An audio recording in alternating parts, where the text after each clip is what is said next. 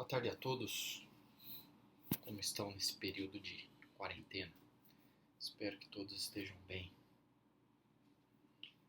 Então, dando prosseguimento à nossa matéria de direito das obrigações, e infelizmente ou felizmente, diante dessa situação excepcional, temos que usar dessa metodologia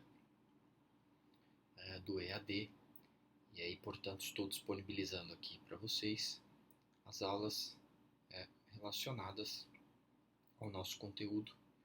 E essa primeira aula, ela levará em consideração uma formatação dos slides que eu estou aqui trazendo para vocês, acerca da matéria de obrigações divisíveis e indivisíveis. Então, primeiro de tudo, conforme consta aqui no slide,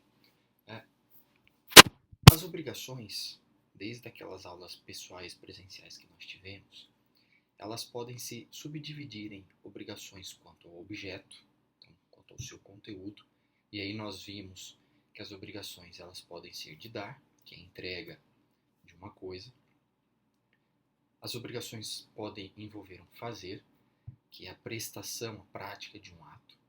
E as obrigações podem ser de não fazer, que seria a abstenção desse ato. Então, você tem a obrigação de nada fazer, ficando quieto ou ficando em sigilo, obviamente tendo como uma prestação negativa ou uma obrigação de cunho negativo. De outro lado, a doutrina ela nos esclarece que as obrigações elas também podem levar em consideração, como outra subclassificação, a divisibilidade ou não do objeto. Então, aí que entra a questão das obrigações divisíveis e indivisíveis.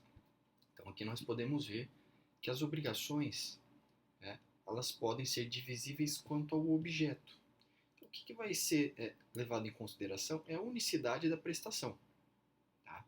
Então, essa obrigação divisível e indivisível, ela só vai fazer sentido quando nós estivermos levando em consideração obrigações compostas subjetivas, ou seja, existe mais de um devedor ou mais de um credor. Porque aquele exemplo bastante clássico da doutrina. Então, são dois os devedores que têm uma obrigação indivisível da entrega de um touro. O touro, pela essência do objeto em si, ele pode ser dividido no meio? Não. Então, nós estamos diante de uma obrigação indivisível. Mas essa obrigação indivisível pertence a dois devedores distintos. Como fazer então nessa situação? E é isso que nós vamos ver aqui nos slides em sequência. Então, passando agora para essa próxima situação, uma obrigação indivisível, então ela não admite o fracionamento, que foi esse exemplo que eu mencionei do touro, obrigação de ser entregue por dois devedores. Então, não é possível você falar em fracionar o touro, mesmo sendo esse touro uma obrigação de entrega por duas pessoas distintas. Então, esse é um exemplo de obrigação indivisível. Muito bem.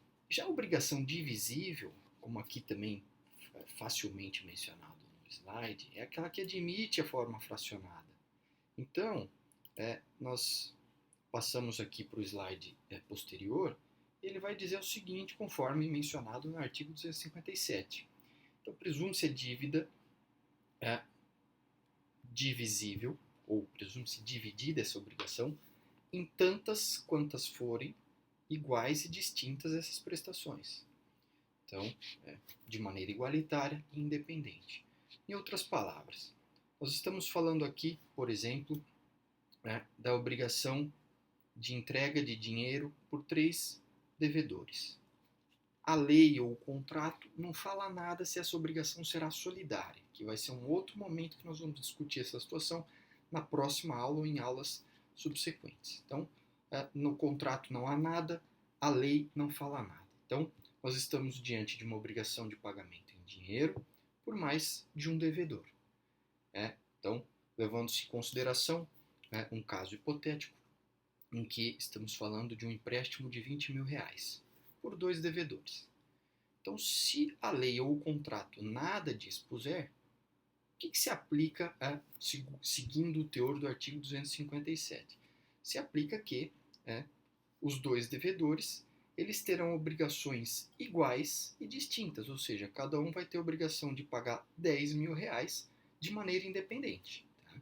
Então, essa é a essência da obrigação divisível. Ela permite a divisibilidade pela natureza do objeto. Então, como a obrigação de pagamento em dinheiro é uma obrigação fungível, então é possível dizer que essa obrigação ela poderá ser dividida de maneira igualitária e independente, caso não exista, obviamente, uma previsão de uma obrigação específica.